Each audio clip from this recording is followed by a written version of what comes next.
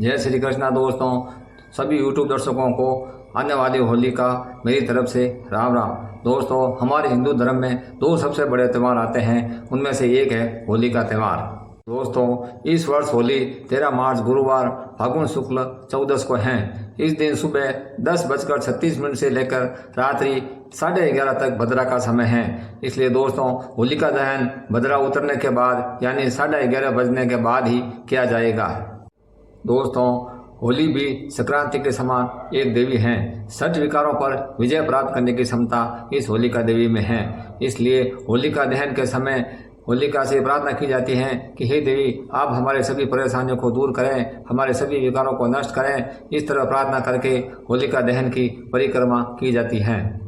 दोस्तों, होली के दिन अग्नि देवता की पूजा करने से भक्ति के तेज में वृद्धि होती है। होली के दिन किए गए यज्ञ से प्रकृति मानव के अनुकूल हो जाती हैं और अच्छी वर्षा होने से सृष्टि संपन्न बनती है।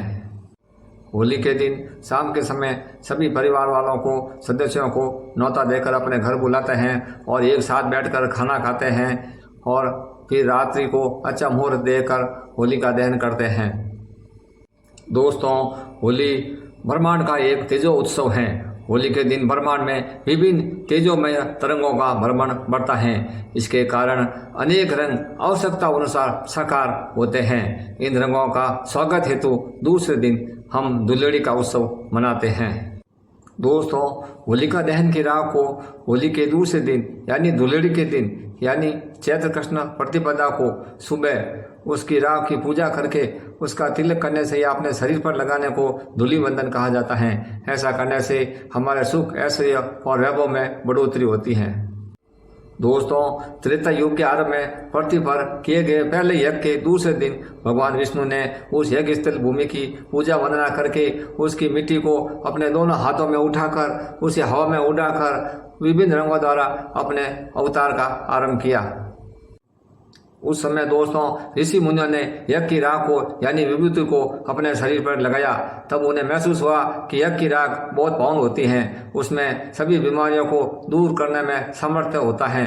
इसीलिए दोस्तों, उसी की याद में यह धुलेड़ी का पर्व मनाया जाता है। होली को एक कथा बहुत प्रचलित है भक्त प्रहलाद और हिरण्यकश्यप की। हिरण्यकश्यप ने अपने पुत्र भक्त प्रहलाद को मारने की बहुत कोशिश की, लेकिन हर बार भगवान नारायण उस पर बचा लेते थे। एक दिन उसने अपनी बहन होलिका को बुलाया और उसे कहा कि तू इस भक्त प्रहलाद को अपनी अग्नि में जला दे, क्योंकि तुझे अग्नि में न जलने का वरदान प्राप्त है।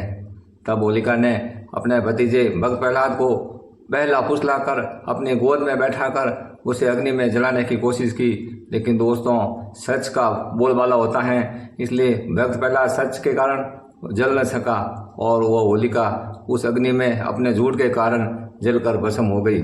दोस्तों, होली के दिन जिस तरह अलग अलग विभिन्न रंग आपस में मिलकर एक हो जाता है, उसी तरह दोस्तों हमें भी अपने रिश्तों में भेदभाव भूलकर आपस में प्रेम बढ़ाना चाहिए और इस होली के पावन दिन के दिन हमें एक हो जाना चाहिए।